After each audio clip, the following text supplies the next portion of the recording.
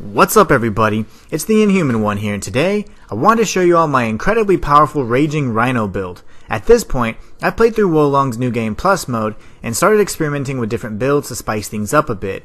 The Raging Rhino is perfect for getting through tough levels in New Game Plus and does tons of damage. It's based around the Earth element and definitely looks the part. For equipment, I decided to use the Gooting Blade because of its thunderous impact special effect. This attack is amazing for a number of reasons. Primarily because it fits the Rhino theme, but also because it does massive amounts of spirit damage and can stagger most enemies in one hit.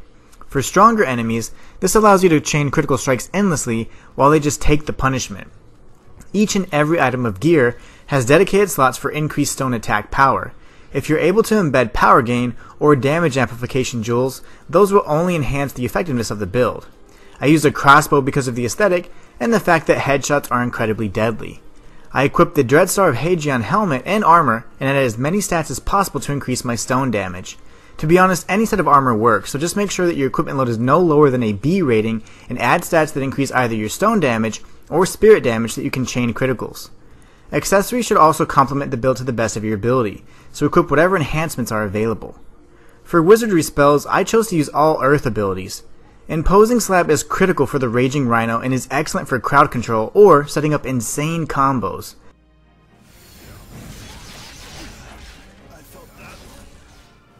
Mighty Shockwave is excellent if you have enemies surrounding you from all angles, or as a follow-up attack to a downed enemy. The Enhanced Defense is great for navigating levels at lower morale ranks until you find a sufficient amount of flags to build it up to the max.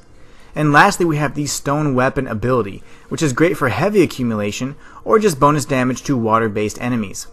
The best part about the Raging Rhino is that every wizardry spell is available for you to use as early as 7 morale points, so you won't have to wait until the very end of the level to be OP.